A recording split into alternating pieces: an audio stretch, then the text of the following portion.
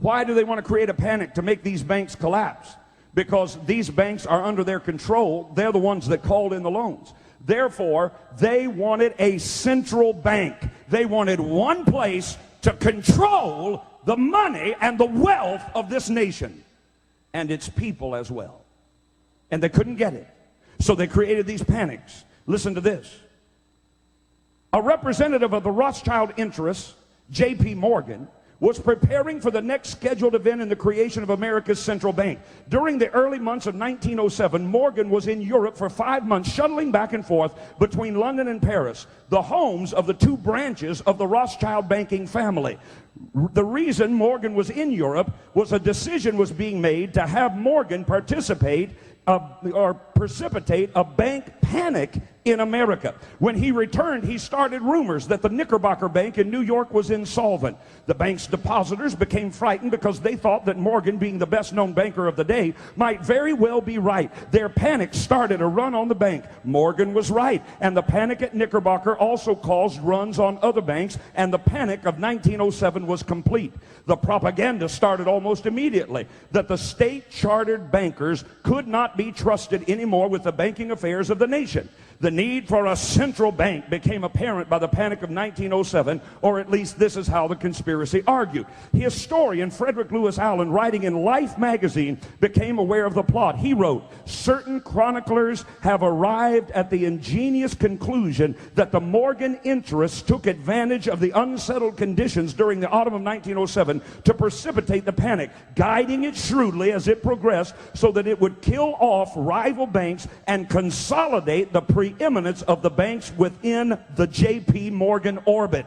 Woodrow Wilson, who was president of Princeton University in 1907, spoke to the American people, attempting to remove whatever blame might be placed upon the Morgan shoulders. He said, all this trouble could be averted. Now listen to this. All this trouble could be averted if we would appoint a committee of 6 or 7 public-spirited minds like J.P. Morgan to handle the affairs of the money of our nation.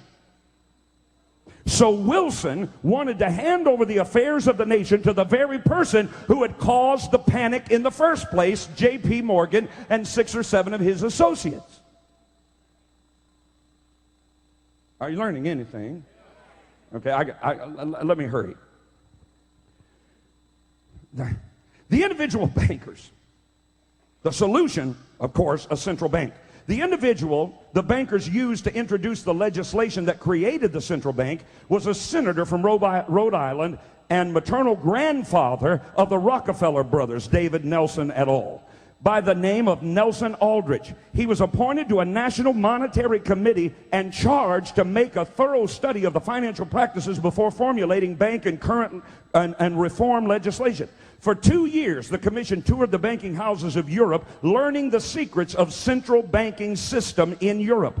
Upon Aldrich's return in November of 1910, he boarded a train to Hoboken, New Jersey for a ride to Jekyll Island, Georgia. His destination was the Jekyll Island Hunt Club, which was owned by J.P. Morgan. It was here that the legislation that would give America its central bank was written. Aboard the train was Senator Aldrich, and later joining them in Georgia were A.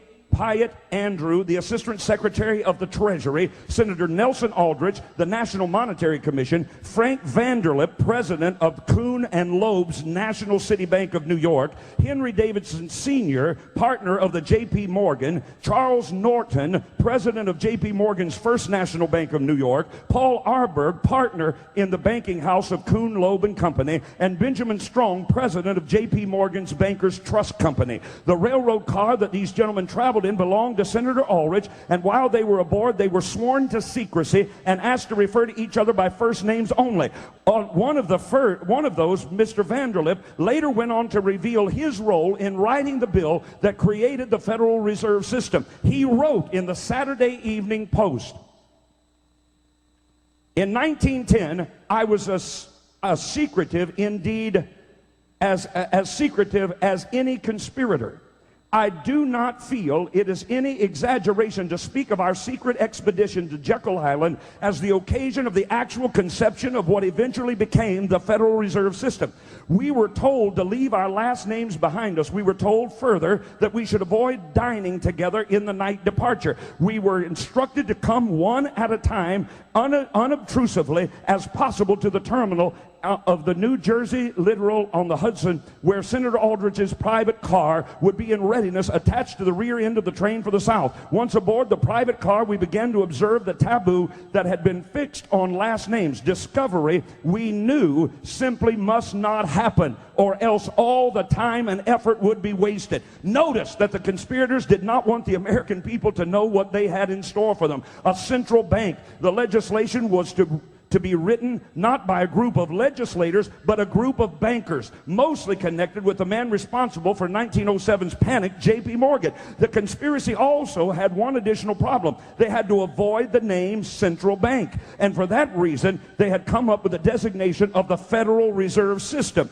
It would be owned by private individuals who would draw profit from the ownership of shares and who would control the nation's issuance of money. It would have as its command the nation's entire financial resources, and it would be able to mobilize and mortgage the United States by involving the United States in major wars. The method the conspirators used to defraud the American people was to divide the Federal Reserve System into 12 districts so that the American people could not call the bank a central bank. The fact that the 12 districts had one director called the Federal Reserve Chairman apparently was not to be considered relevant. The one non-banker at Jekyll Island was Senator Nelson Aldrich, but he certainly could have qualified as a wealthy man, capable of starting his own bank. When he entered the Senate in 1881, he was worth $50,000. When he left in 1911, he was worth $30 million. Now that the legislation creating the central bank was written, it would need a president who would not veto the bill after it passed the House and Senate. The president in 1910 and 11, you ought to know him in Ohio, was William Howard Taft, a Republican elected in 1908. And he was on record as saying he would veto a bill that would come to his desk concerning a central bank. He was a Republican and was surely to be elected to a second term in 1912. So William Howard Taft was the president, but he wouldn't go along with the scheme. So in the Republican primary, Teddy Roosevelt, anybody remember him? Teddy Roosevelt ran against Taft in the Republican primary. He was backed by this group of bankers, but he lost in the Republican primary. Listen to this. So they decided they'd have to do something about the regular election. So what did they do?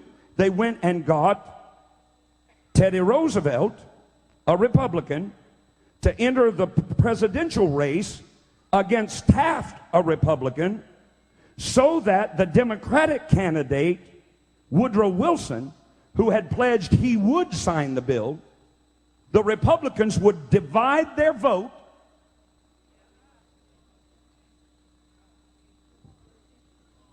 and therefore Woodrow Wilson would be elected with less than a majority vote.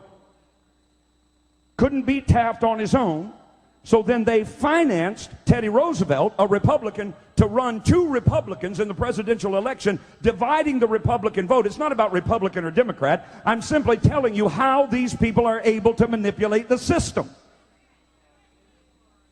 So their millions back a candidate, knowing that he's not going to be elected,